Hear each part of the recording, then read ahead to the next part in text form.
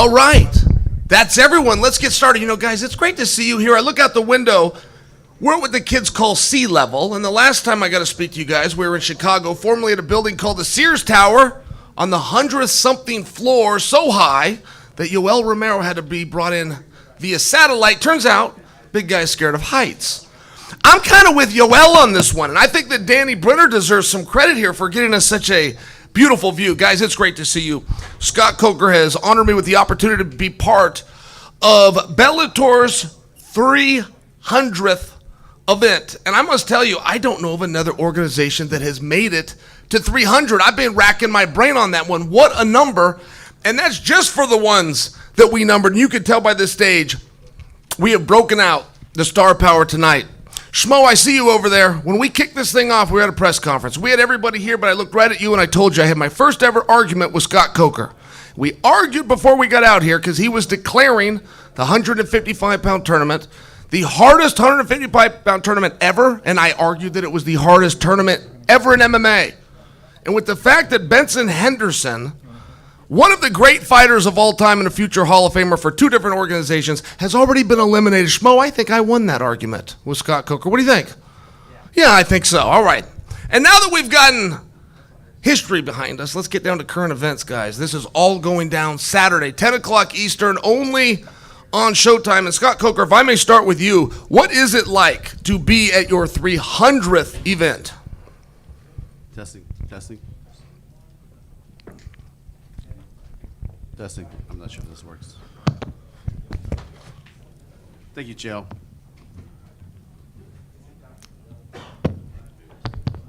Testing. Anyway, listen, it's a big milestone for the company. It's a big milestone for myself as a. It's a big milestone for myself as a promoter. I mean, when I came to Bellator, I was recruited by a gentleman by the name of Kevin Kay, and honestly, you know, I came there because I felt really good about Kevin, his contributions to MMA, and then some of my friends were trying to get me to come over, and I was a little bit hesitant, to be honest, and I thought about it for 2 or 3 months, and I said, okay, let's do this. When I made my mind made up, I said, let's go. But I think we were at Bellator 121 at that point, so we've come a long way. We've done a lot of great fights, a lot of big fights. We've taken this brand from I'd say a casino show, and it was very small casino shows, to a big stadium show, from something that was traveling around the United States to something that went worldwide. We've done a lot of great work. We have a great team, and really proud of my team and proud of the fighters that we brought on board. We built a roster unlike anybody else, I think, in MMA. And what I mean by that is, not since Pride have you heard the notion of, hey, are these fighters better than the UFC fighters? Is Nemkov better than the 205-pounder over there? Is Johnny Evelyn better than the 185-pounder? I mean, those are the types of conversations that are happening today. So, you know, we've built the brand, we've built the fighters, we've built this company from the ground up. Super proud of everybody here, and I look forward to some great fights. It's the first time in the history of this company we've had 3 title fights in one night. We were supposed to have 4, but you know, injuries happen in this sport, and that's just the way the ball bounced for Linton Bassel and Ryan this time. But we look forward to getting him back in as soon as possible. But I wish all the competitors here good luck.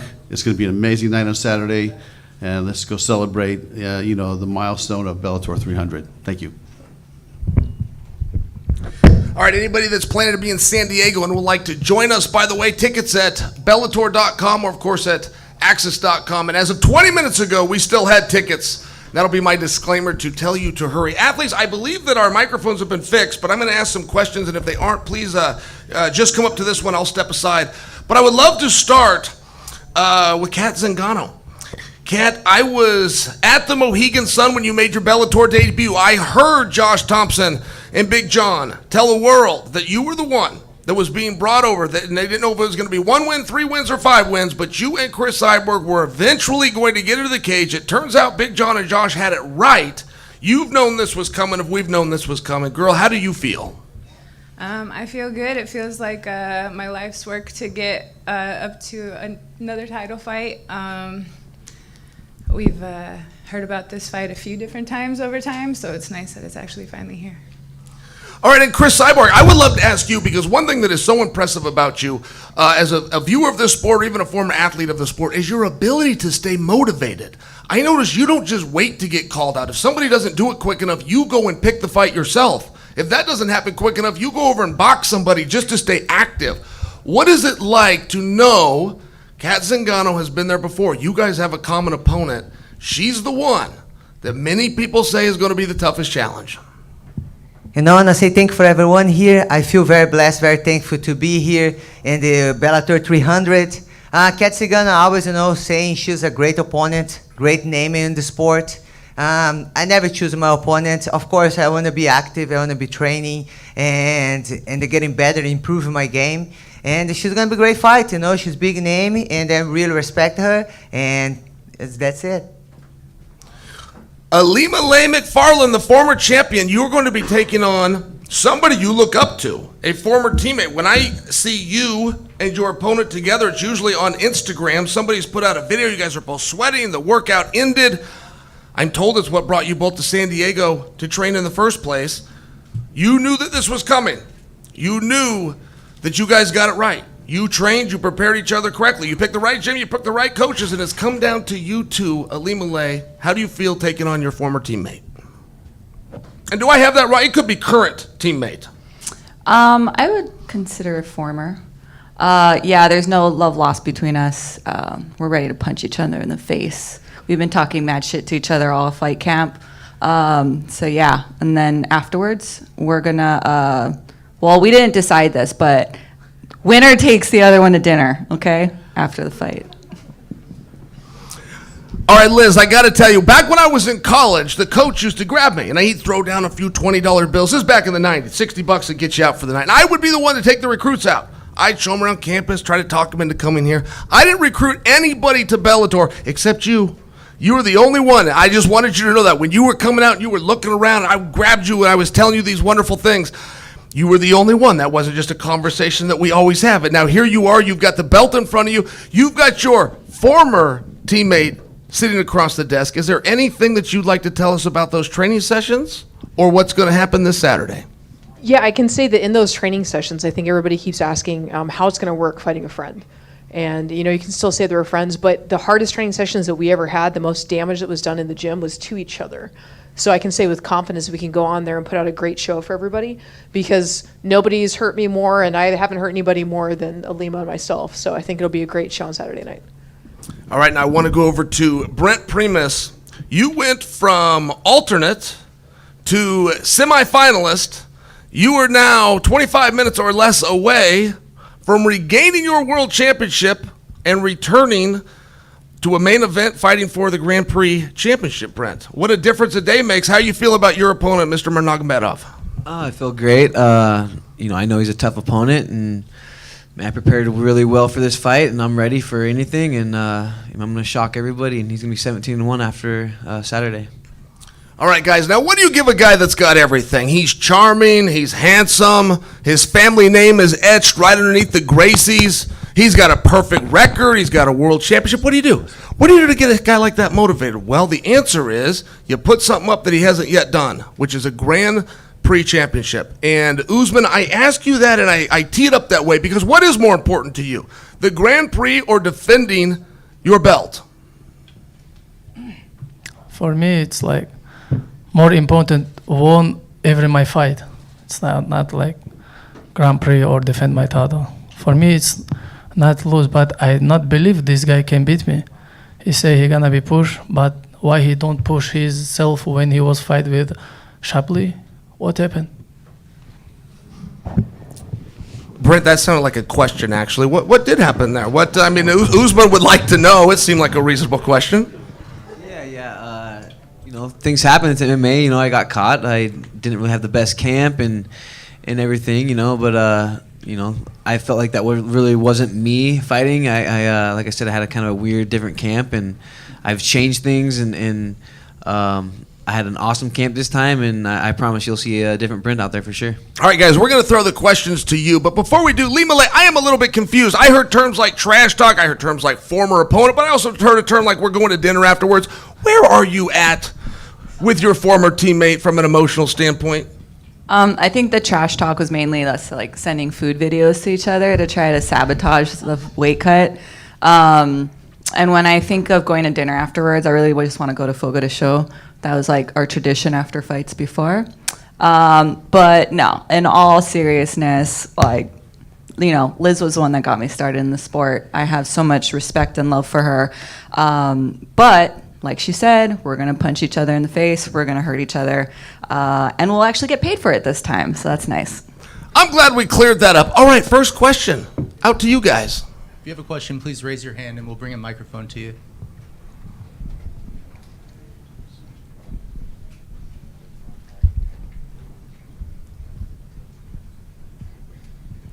Hi, this question is for Usman.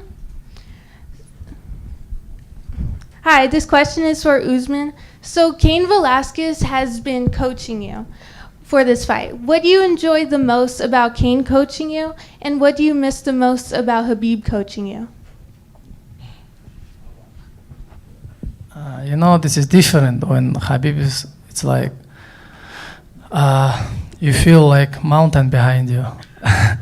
This is different. I cannot like put this is, but I'm so glad to see Cain to my corner, like a coach. You know, all my this camp, he was like give me great advice all the time, and we'll see. This question is for Scott Coker.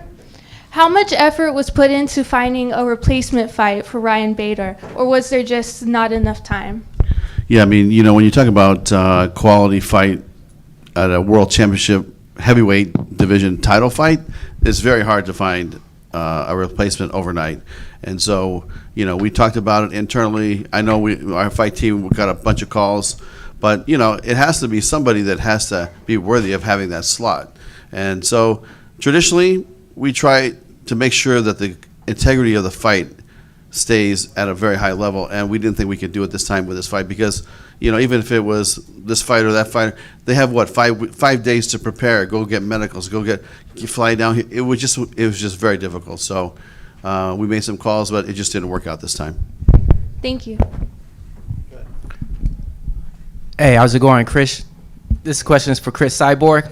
How are you? Good. I just got a question. With Bellator traveling everywhere, what would it take for you to get Bellator to actually travel to Brazil so you can fight in your hometown? Yes, this is gonna be the dream come true. You know, I love fighting Brazil, and that was the first thing I talked to Bellator and the Scott Coker when I signed the Bellator. This is one of my dream: bring Bellator to Brazil. Have a lot of Brazilian fighters, very good champions, and yes, this is the dream. Got it. Now I hear you. got one more question. This one's gonna be for the champ, Usman. Salam alaikum, brother. Alaikum. Yeah, I always try to get it right. Sometimes I mess it up though, but yeah, I just got a question for you. So we're gonna be having one of the biggest matchups taking place against United States Jiu-Jitsu and Dagestani wrestling. Which one's more dangerous and which one's gonna be superior this Saturday night?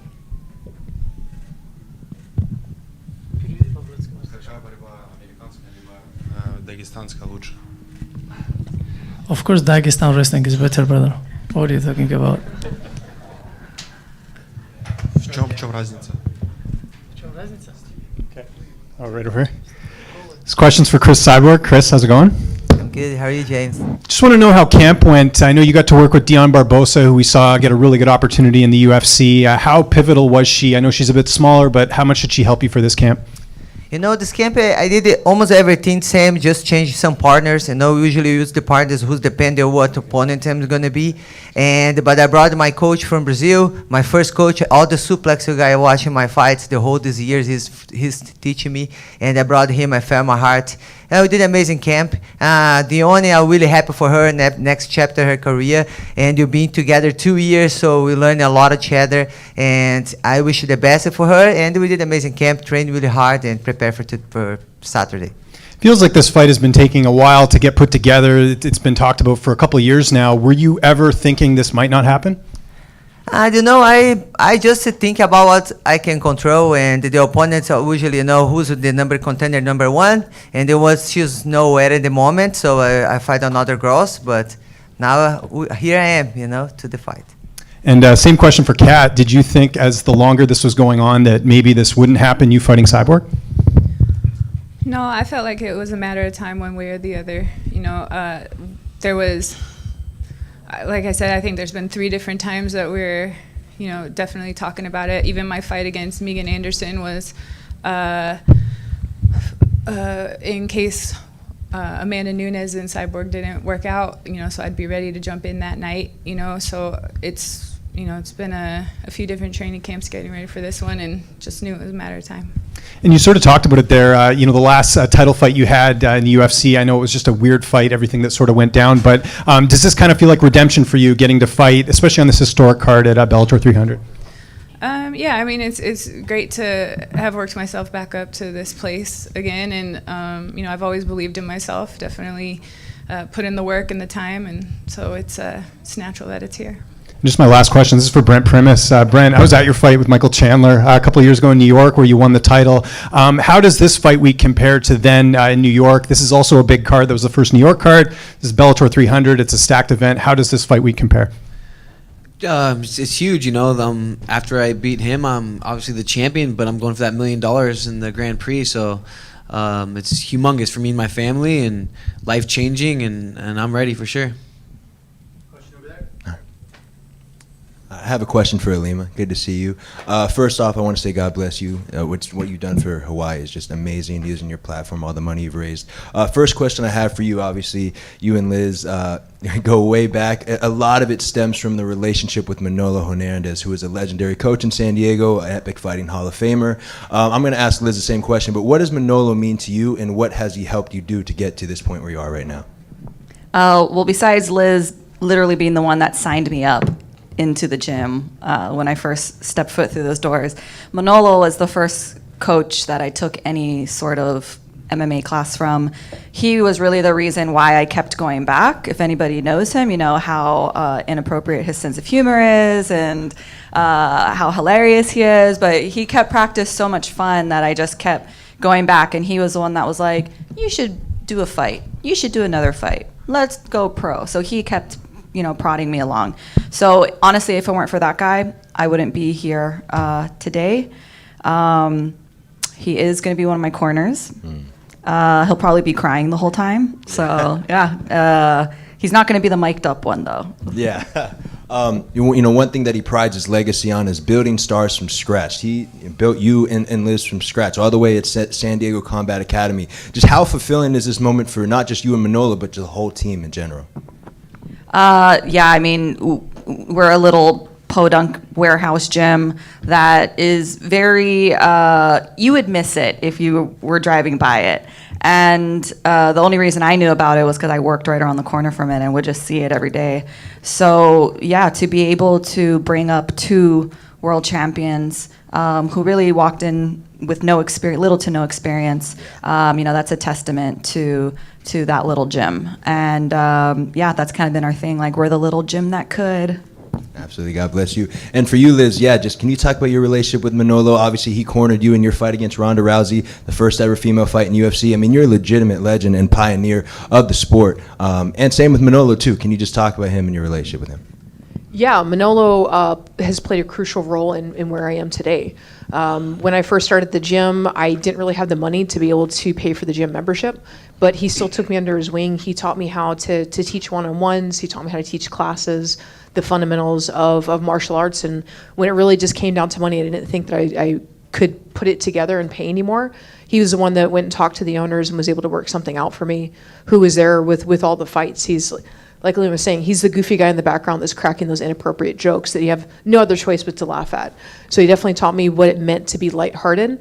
And then by him taking me under my wing, I understood the importance of doing the same for up-and-coming fighters like Alima and many of the other women that came to the gym. Yeah, obviously you have history with Manolo, but in the present moment, you train at the arena with Coach Chuck Martinez and company. What has it been like to switch there and talk about that? Yeah, initially it was really difficult. I was going through that hard road of not wanting to be disloyal to the gym that I was at, but it was coming at a cost to my own career. And I eventually realized that if I wanted to keep succeeding, I had to put myself first and think about my career and do what was going to benefit me most. And when I went into the arena, I was getting my butt kicked from day one and getting challenged, and that's what I needed. I needed to be pushed. I needed to be able to evolve and to grow.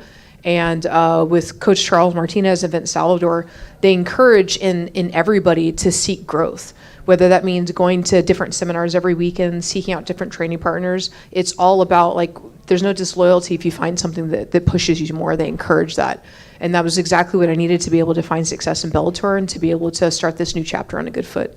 Thank you so much. Also, a question for Kat Zingano. You train in San Diego as well. Can you talk about what this means for the San Diego MMA community to have not one, not two, but three pioneers of the female MMA game that's trained in San Diego headlining this fight? I think it's amazing. Part of the reason I moved to San Diego from Colorado was the saturation of amazing options here as far as training. I originally came out here for Alliance MMA with Dominic Cruz and Jeremy Stevens and Angela Hill, that group, and then the team isn't really Alliance isn't really like a huge team anymore, but that was a magnet to get me here. And once I got here, I realized you could throw a rock and find good jiu-jitsu, good wrestling, good whatever. And I ended up with a great recipe for me now. I outsource all of my training. I have Justin Flores for my judo and wrestling. I have John Alves for my stand-up, kickboxing, all of that. I have Randy Miller here. She's an Olympian medalist for wrestling. And strength and conditioning was top of the line D1 wrestler. Atos from my jiu-jitsu, and all of that came from very deliberate searching and trying a ton of places and landing on what was perfect for me. Absolutely. And last question for the boss man, Scott Coker. San Diego, America's finest city. You haven't been here in a minute, but you've been here before. You had a big fight. I think it was Tito and Stephan Bonner back in the day, right? How much in your decision making did it go, okay, well, we're going to have it in San Diego because we have three stars here that are San Diego MMA fighters? I think that having the local talent obviously is part of the equation, but also we thought about that was our first tentpole event, was a Tito Ortiz versus Stephan Bonner fight. It's the first time we had a big arena, first time we had the big stage, and changed the walkout, changed the whole program of the show. So we said, what better place than to go back to San Diego, and that's why we chose the venue, because this is where it all started. It was, I think, November of 2014. And it's been a great ride since, and like I said, we have these amazing athletes here, so it just made a lot of sense. Yeah, San Diego's an absolute hub for jiu-jitsu. There are some coaches that say it's the mecca of MMA. I'm not sure if you agree with that statement, but I do want to ask you, what do you think of the San Diego MMA community as a whole? Yeah, even before MMA, I mean, I used to. There was a gentleman used to fight for me named Melchor Minor here, right? He was a kickboxer, and I'm sure he probably trained a lot of top MMA fighters in striking here. But some great kickboxing, great martial arts here, and great jiu-jitsu, great MMA. So, to me, it's something that they should be proud of, because this is not an easy sport, as you know, right? It takes a lot to be successful. And to have so much talent in a small vicinity, close to LA, close to the Bay Area, and it was beautiful here. I mean, the weather's unbelievable. So we're all happy to be here. It kind of reminds me of our fight that we did in Hawaii. So we're all gonna have a good time this week. First question is for Brent. Brent, you are a massive underdog going into this fight, and I'm just curious what sort of motivation that serves for you. Do you feel like you're being overlooked? You're a former champion, so how does this sit with you, the way this fight is being viewed, generally speaking? I like being the underdog. I feel like I do better when I'm the underdog. I don't like it when people are, you're gonna win, you're gonna go out there and kill it. I like being the underdog. I've been the underdog a lot, and I've proven a lot of people wrong. So. Yeah, let's go, man. I'm going to shock everybody, like I said, and this is exactly where I want to be. Would it specifically mean a lot for you to beat somebody with the last name Nurmagomedov, given what that holds? Yeah, of course. He's 17-0, and he comes from Khabib's camp and all those guys, and I know it's going to be a good, tough fight, and I'm ready. And the name just puts the extra little piece of cake on the win. And then a question for Usman. Usman, the fact that you are so overwhelmingly favored, is it ever a challenge for you to stay focused to make sure that you don't lose sight of the fact that you have a former champion in front of you?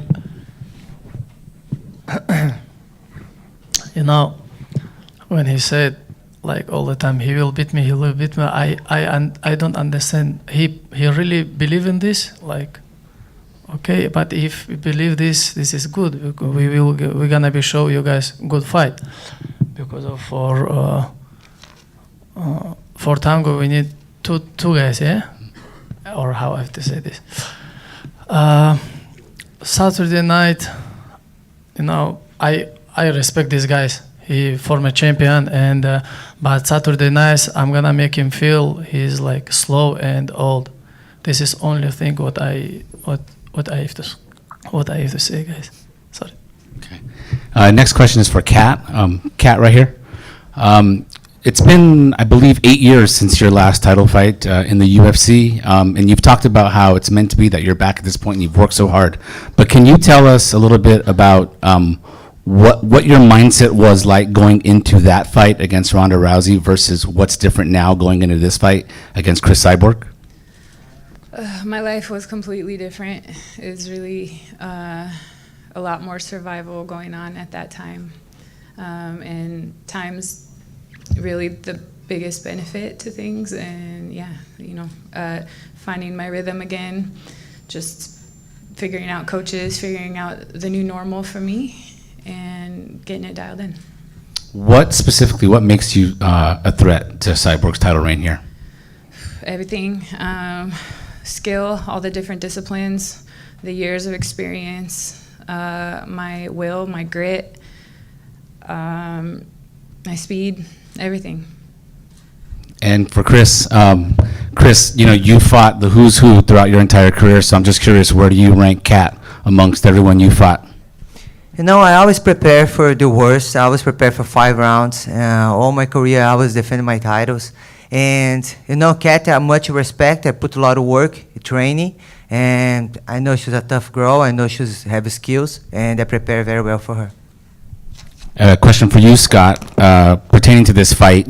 Kat and Chris, they've been legends of women's MMA for so long. So, just as the promoter of this fight, how do you feel being able to give these ladies the opportunity to fight each other for a championship? Yeah, and not only a championship fight, but also to be, part of Bellator 300. I mean, this is a very big event for our company, big milestone. And, we signed Kat to Bellator for this fight specifically. So, to test herself and see if she could continue to win and get to that point. And she did it. She proved herself. She's a great fighter. And we're expecting fireworks on Saturday. And then question for, this question will be for Alimale and for Liz. I'll start with Alimale first. You guys have talked about how you have roughed each other up in the gym. I get that. But this is the actual fight. I can't imagine you guys have ever 100% thrown a punch to each other's face before, have you? I feel like Liz has, because it hurts in practice. But, you're right. I'm not sure if we've ever gone super 100% before. So that's what makes it fun and exciting to look forward to. Just like really feeling each other's true power. And I do want to know, are we going to touch gloves? Because I know you don't like to touch gloves. Okay, cool. That's all. She said yes. Liz, you've never hit Alimale full on before, correct? No, I'd absolutely have to agree with her. We've certainly hit each other pretty close to going as hard as we can, but there's always holding back. It's not a fight when we're in the gym. And as much as you want to prepare the person as much as possible, the last thing you want to do is injure somebody in anticipation of a fight. You have to hold back, right? But of all the people, we've gone harder with each other than anyone else in there, unless they were bullying somebody, in which case I lost my temper. Okay, so then let me frame this question differently, because I'm sure there's various ways to ask this. But in sports in general, teammates and friends competing against each other happens all the time. But there's a reason why it doesn't happen a lot in combat sports or in mixed martial arts. I mean, you look at the UFC, you've got Aljamain Sterling and Merab Dvalishvili currently, they won't fight each other, right? And the thing is, you're going in there with intent to hurt your opponent, and you guys are friends though. So can you just speak about like going into the fight with the intent to hurt somebody that you care about? I don't. Maybe I'm like a different kind of fighter, but I don't go into my fights like purposely trying to hurt the other person. So it's really not like a different mindset for me. The fact that I'm facing a friend and somebody I care about, because yeah, I don't ever want to like hurt somebody. This is our lives, these are our bodies and our health and everything. So yeah, it doesn't really change the mindset for me. Liz? Yeah, it's definitely a different element. Like she said, we're not looking to maim people to take them out of their careers. That's the last thing we want to do, and it's nothing different here. The benefit we have is we know that we're going to throw down, and it's no malintent. There's no cheating that's going to go on. There's nothing. I can rest assured that there's not some sneaky stuff where she's fish hooking me in the mouth and all these other things. And I can't say that about other opponents. I've had experiences where they cheat from the first second of the fight to the very end. And that breeds resentment, and it breeds a whole different type of uncalculated attacks in the fight. Whereas when you can be smart, when you can do things the right way, you can go out there and demonstrate everything you have and put it on the best way possible. Last question then for Scott. Scott, how do you feel about two friends fighting each other, and what do you expect from this fight? I feel like it's all going to be friendly until the bell rings, and then I think they're going to go at it. Yeah, exactly. Once somebody gets punched in the face, it's all over. This is going to be on, and they'll be able to test themselves. I think that, friendship is one thing, but, this is a competitive fight at the highest level. This is a world championship fight, and I think it's going to be great. And good for you for staying on that. We all wanted to know that.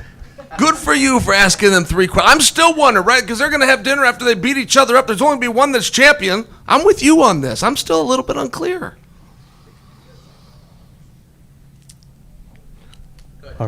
What's up, guys? Dylan Napoleon, New England MMA. Brent Primus, I'll get started with you, man. Obviously, after you had lost that Chablis fight, it seemed like title contention was a little bit out of reach, right? Then you got the alternate call. Were there any adjustments to your mindset, your training, anything like that you made now that you're back in title contention? Yeah, I changed up a little bit with my coaching staff and, my training, but man, this game is so mental and just as much as physical, and I feel like I'm in a better place mentally, and yeah, man, I'm ready. I'm blessed to be here, honored to be here. This is a humongous fight and humongous card, so man, I'm just honored to be here for sure, and I'm gonna prove that I belong. Thank you. And for Usman, you've had Cain Velasquez in your corner like we talked about a little while ago. What does it mean to have him around these days, and what does his presence in your camp mean to you, and how has that influenced you to be better this fight?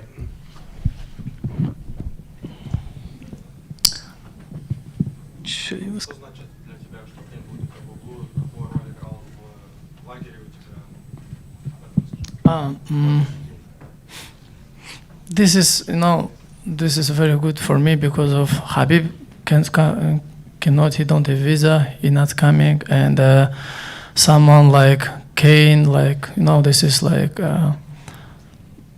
guy who make history, is very good, Cain is very good, man, and when he come to gym, atmosphere all the time changes, I feel I will be better when I will be in the cage.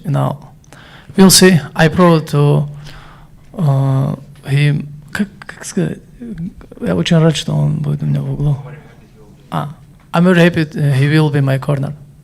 Thank you. And I want to ask one more to Alimale and Liz. This seems like a fight that both of you have always been so excited about, something that you've looked forward to. What outside of the championship, the title on the line, excites you about this fight? Me first, sorry. Wait, what else excites me about this fight? Yeah, outside of the title on the line, what catches your eye or makes this a little bit more fun for you outside of the belt on the line? Mm-hmm.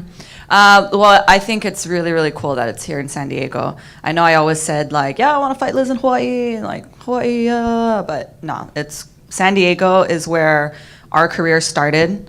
In fact, 10 years ago, at the Pechanga Arena. It was known as the Valley Center Arena or Valley View, something like that. But I watched my first ever live MMA fight 10 years ago, and it was Bellator 131.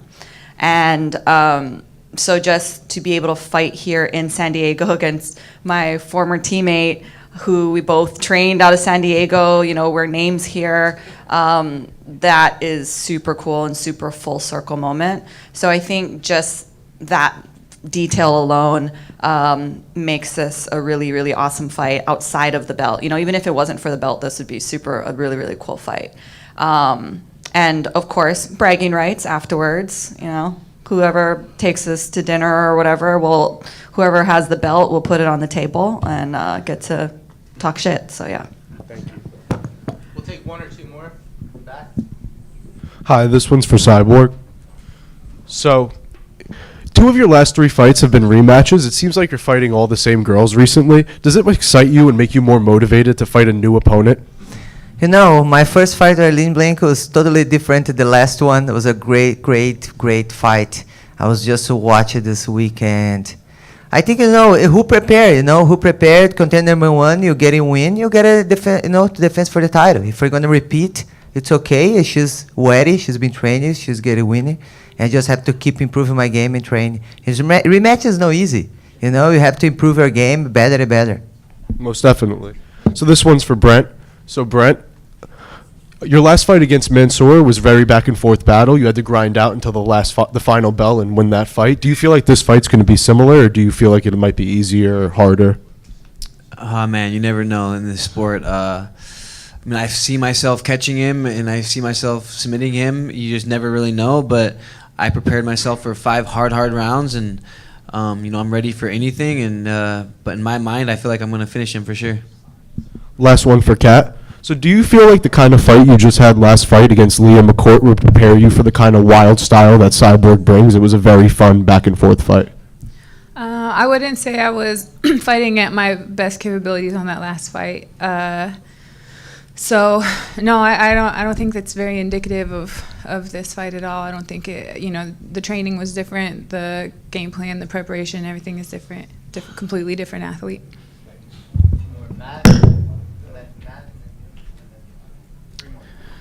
Scott, I feel like I have to address the elephant in the room, which is this is Bellator 300. Is there going to be a Bellator 400? We know there's a 301. Is there going to be a 302? Can we get an update on what's going on? Because you know how these MMA media people get Yeah, listen, in their little sewing I circles. know right? exactly what you're talking about, but I think that, you know, this press conference, we're here to talk about these amazing athletes at 300. And then at the post-fight press conference, I'll answer anything you want. But to me right now, you know, everything I've heard is that, you know, there's dialogue ongoing, but, you know, it's still an ongoing situation. So the situation from last month till now really hasn't changed that much. So I don't have a lot to say, but that's you know, that's kind of where it's at right now. Yeah, and you knew I had to ask, though. I got to ask. I knew you had to ask, of course. That's all good. Yeah, we on? Okay.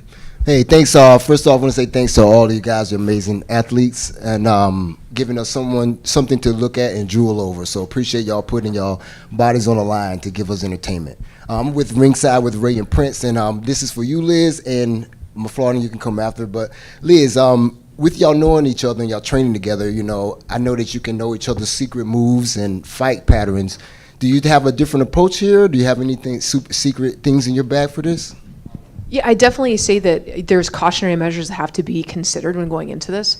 But the benefit that we have is being former teammates. I think if we were still actively training together, yeah, you'd have to like make training sessions different. You'd have to pull out all the different stops and really try and create a different opponent because they memorize who you are. It's just the nature of the sport and training with somebody. But thankfully for the past few years, we haven't been training together. So it's really about studying the differences that we've seen, improvements in the game. And both of us always work to improve. So we have the benefit of showing up Saturday night with new people in front of each other to show new games that we have on the line and impress everybody with. Thank you. Thank you. Florida? I think that, yeah, we really haven't trained with each other for maybe 2 years or more, and I feel like Liz's game has really changed a lot. Her style changed ever since making the switch over to Coach Chuck them. So like, yeah, there's really, if anything, I know her physical power. That's something that's like never gonna leave her, and so I know that side of her. But yeah, as far as like what she does in fights, she's constantly improving and changing, so you'll have to wait and see. Yeah, can't wait. Next question is for Kat. So since you knowing that Cyborg, big name, and you saw the outcome of her fight with Nunes, are you looking at capitalizing on that and making a repeat, or do you have something else, or do you have a different approach? Do you see any holes in her game where you could capitalize?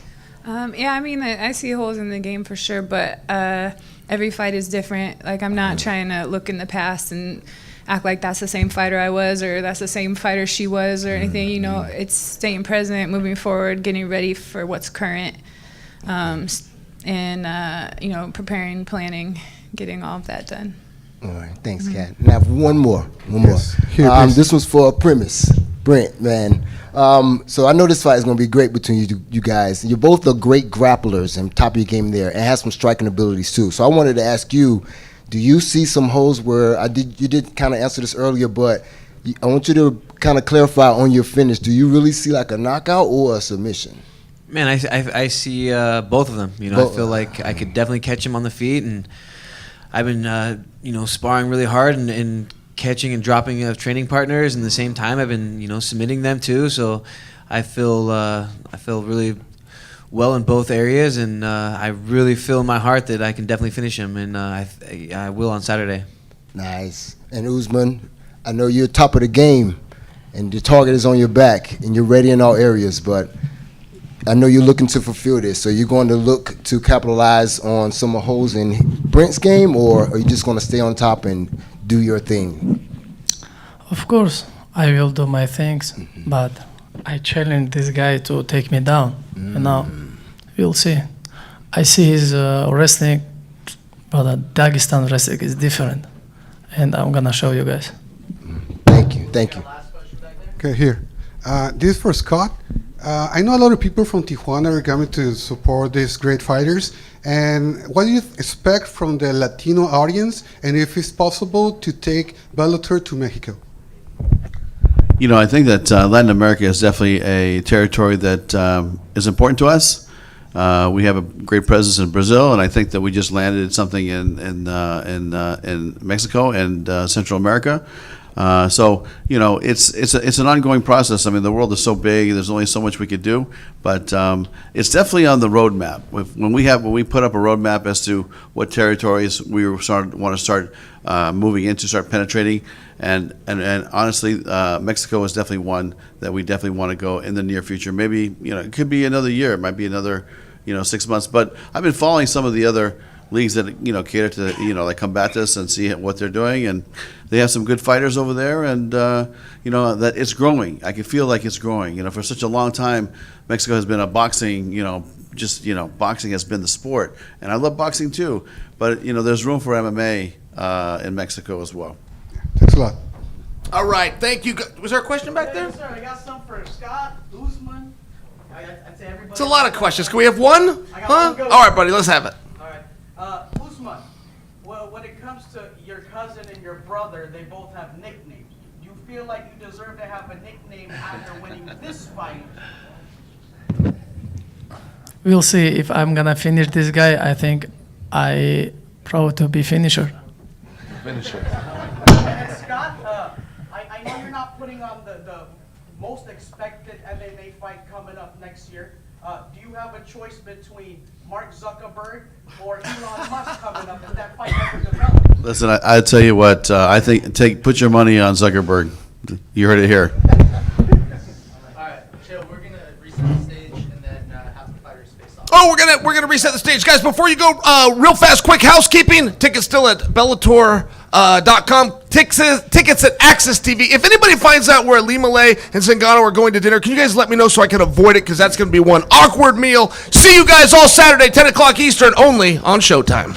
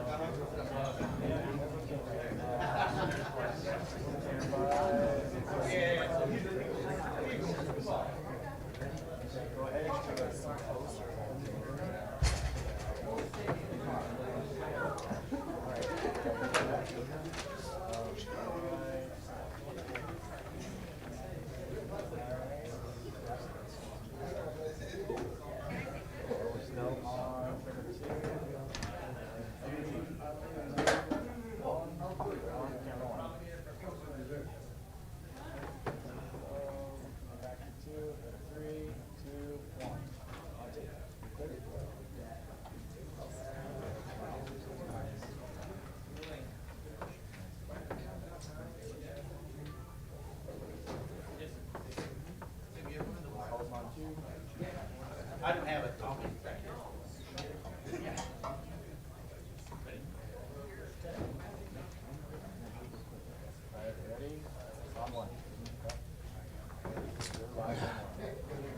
You need room sound?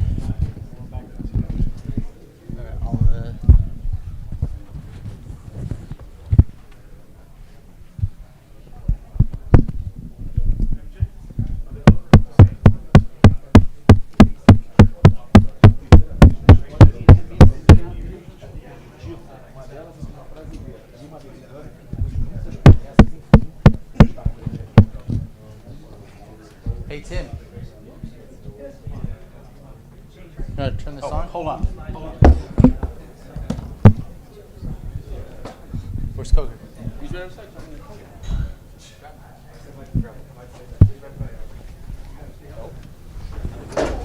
Ready? Yeah, I'm ready. It's not funny.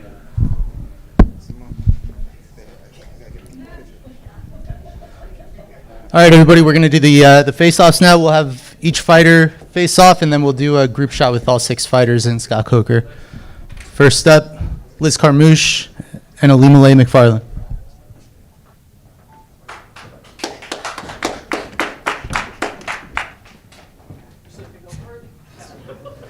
All right, ladies, let's go. Sit in the middle. Sit in it. Face each other. Face each other first. Hasn't done this before, right? I think so. Face again.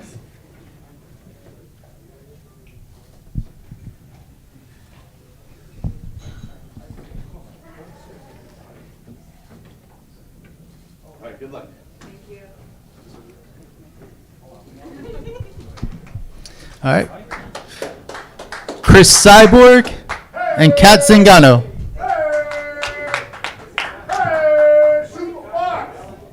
Ladies, you look in the center. Face each other first.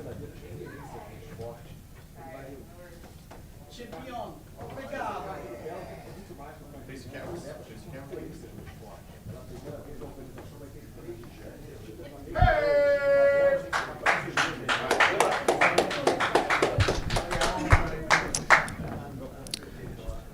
Usman Nurmagomedov, and Brent Primus.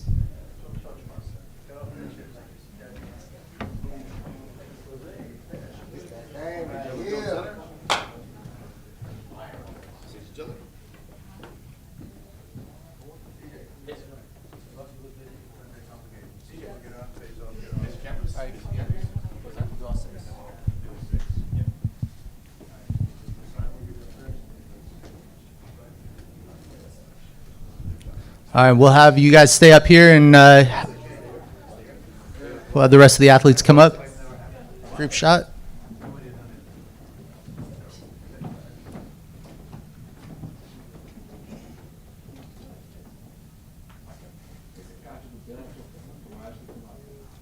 Come forward a little bit, 2 steps, please. Perfect, thank you. All right here. Excellent, thank you.